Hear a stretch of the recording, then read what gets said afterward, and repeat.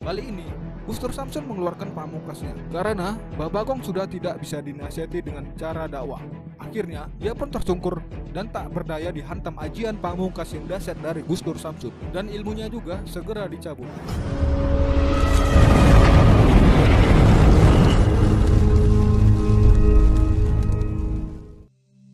Assalamualaikum warahmatullahi wabarakatuh.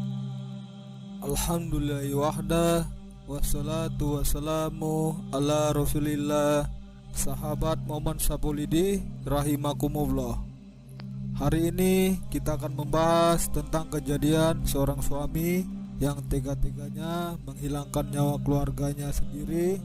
Peristiwa ini belum diketahui benar atau tidaknya karena masih menurut info dari kabar burung yang belum tentu pasti, bisa iya, bisa enggak benar terjadi.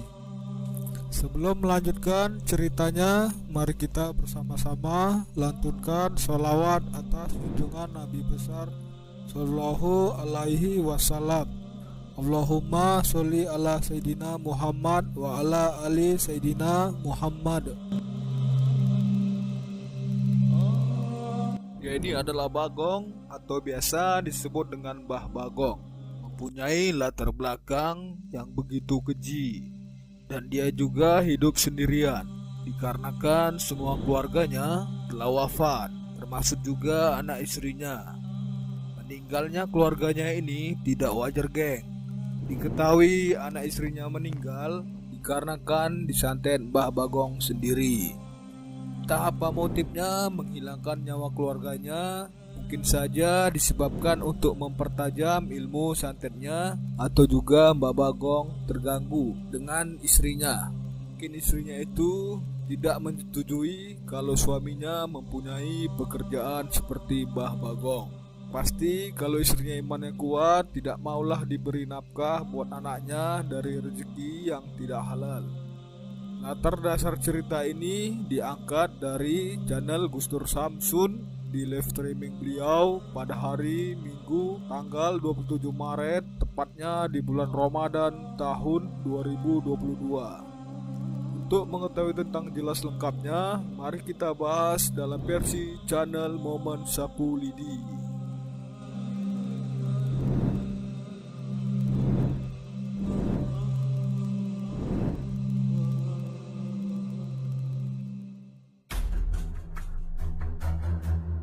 Di malam itu, Gustur Samsun berada di sebuah daerah, mendatangi Mbah Bagong untuk bertamu ke rumahnya.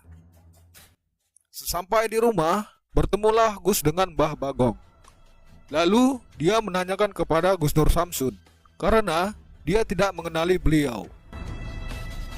Sempat terjadi ketegangan, karena dia merasa terusik dengan adanya kamera yang dibawa mereka. Dan dia juga sempat mengusir Gustur Samsun. Namun, Gus mencoba menenangkannya dengan cara menjelaskan kepadanya, Kula niku nak dalu niku agak rabun, Mbah. penjelasan dari Gus tidak diterima karena tidak masuk akal menurut dia. Apalagi di rumahnya sudah cukup terang. Setelah cukup merasa tenang hatinya, dia mempersilakan Gustur Samsun masuk ke dalam rumah. Dia menanyakan kepada Gus, maksud tujuan datang kemari malam-malam untuk apa? Kemudian, Gustur Samsun menjelaskan, Saya dan keponakan saya si Tukijo itu pengen sowan datang Mbah Bagong. Tukijo yang dimaksud di sini ialah kameramen Gustur Samsun.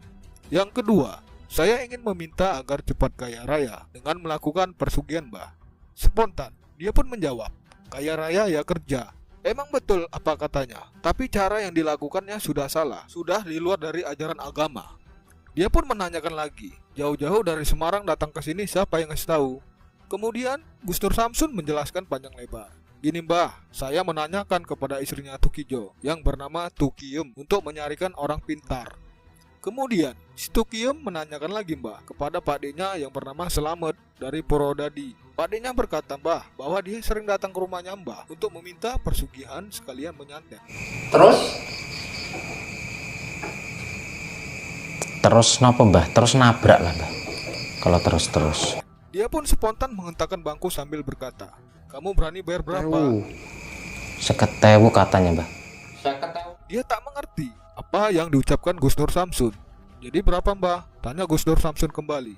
"Paling sedikit 5 juta ke atas," sambut Mbah Bagong. Tuk Ijo pun menyambungnya, 50.000 tambah 10.000 apa bisa, Mbah? Dia pun langsung naik emosinya sambil menghentakkan tangan di atas meja. "Emangnya Mbah bisa nyantet apa enggak?"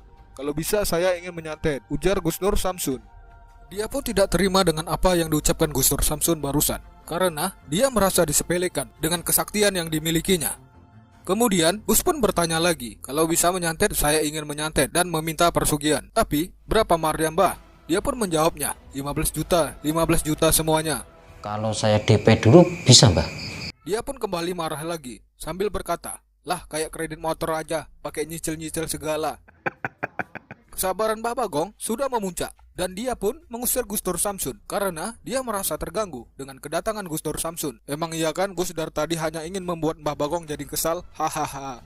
Singkat cerita, lagi-lagi dia terus mengusir Gus. Namun, Gus terus mencoba menenangkannya. Nanti saya nangis, Mbah, tak bilangin bapakku, Mbah. Kemudian, dia mendorong lagi Gus Nur Samsun sehingga Gus pun jadi jatuh. Padahal Gus sudah meminta ampun kepada Mbah Bagong. Namun dia tetap saja bersikeras untuk mengusir Gus Nur Samsun. Dia juga tak terima dengan perbuatan Gus Nur Samsun. Waduh geng, Gus Nur Samsun kocak banget ini. Dia menari-nari dan meledek Mbah Bagong dan menghantamnya kembali. Mbah Bagong pun kembali terbang dengan tenaga dalam Gus Nur Samsun. Kemudian dia ingin membalas perbuatan Gus, sehingga terjadilah aksi kesaktian antara Gus Nur Samsun dengan Mbah Bagong. Gus Nur Samsun memberikan kesempatan untuk Mbah Bagong untuk mengeluarkan pamungkasnya sambil meledek-meledek. Lagi-lagi Mbah Bagong tersungkur. Hahaha. Lumayan gue ya. Dia pun mencoba lagi menyerang Gus Nur Samsun. Lalu kesungkur lagi. Tobat, Mbah, tobat. Namun Gus Nur Samsun sudah baik menyuruh dia untuk bertobat. Dia pun marah-marah sambil mengusir Gus Nur Samsun. Dia kembali menyerang Gus Nur Samsun, lalu ditangkis oleh Gus, sehingga dia pun melayang lagi. Mbah Bagong sempat tertunduk karena lemas kehabisan tenaga. Namun, dia tidak puas dengan apa yang dilakukan Gus Nur Samsun kepada dirinya. Wah, parah ini geng, Mbah Bagong. Rupanya dia ke dapur mengambil benda tajam. Maaf geng ya, saya sensor ya. Sudah tersesat sampean itu. Apa buktinya aku nyesat? Anak bojomu mbok santet ora? Ngaku jarine wong-wong anak bojomu santet. Oke. Sambil meledek-meledek, Gus Nur Samsun mengeluarkan tenaga dalam. Dia diberi kesempatan lagi untuk bertaubat, serta mengucapkan 2 kalimat syahadat. Namun geng, Mbah Bagong mempunyai kepala batu yang sangat keras. Jangan ditiru ya geng perbuatan Mbah Bagong ini. Kalau sudah terjerumus dengan tipu daya setan, ya seperti inilah jadinya. Tidak bisa dinasihati dengan secara agama. Malah hendak lagi menyerang Gus Nur Samsun. Apa katanya? "Tobat itu urusan aku. Apa urusan kamu? Mau kamu apa sekarang ya?" "Loh, saya cuma ngajak kamu," sambut Gus Nur Samsun. "Dulu saya preman, sekarang premannya para dukun," ujar Gus Nur Samsun. Dia pun lanjut berkata, "Jalan kamu urus sendiri, jalan aku tidak usah kamu campuri, itu profesi aku." Mbah Bagong tetap masih tidak terima dengan nasihat Gus Nur Samsun. Lagi-lagi dia pun menyerang Gus Nur Samsun. Ilmu dia tidak ada apa-apa dibanding Gus Nur Samsun, sehingga dia terjatuh lagi. Kali ini Gus Nur Samsun mengeluarkan pamungkasnya karena Mbah Bagong sudah tidak bisa dinasihati dengan cara dakwah. Bismillahirrahmanirrahim. Allahumma qad sifatin sayakum saya mulia sifatin Allah wa qiyana ma'adan maka pada jangan jangan sudah Allah Akbar. Akhirnya dia pun tersungkur dan tak berdaya dihantam ajian pamungkas yang dahsyat dari Gus Nur Samsun, dan ilmunya juga segera dicabut. Berakhirlah sudah cerita di dalam video ini. Cerita dari tokoh yang bernama Mbah Bagong yang mempunyai karakter galak, sombong, senang menyantet. Semoga sahabat bisa mengambil pelajaran yang begitu berharga dari cerita yang disajikan dan mendapatkan manfaatnya di dalam kehidupan sehari-hari. Bahwa perbuatan yang dilakukan Mbah Bagong sudah melanggar dari syariat Islam. Innahu min Sulaiman wa innahu bismillahirrahmanirrahim. Alla ta'lu alayya wa'tunni muslimi.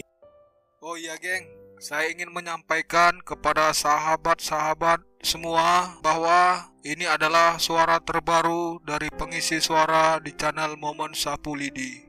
Semoga sahabat bisa terhibur Dan kalau ada kata dari pengucapan saya yang salah, mohon dimaafkan. Karena saya baru belajar sebagai voice over dan mohon juga untuk dukungannya agar saya bisa lagi lebih semangat. Terima kasih banyak yang selama ini sudah mensupport saya dengan cara mensubscribe dan memberikan komentar yang positif. Semoga apa yang sahabat berikan dibalas semuanya sama Allah Subhanahu wa Ta'ala, serta diberikan rezeki serta juga kesehatan yang lebih baik. Amin amin ya rabbal alamin.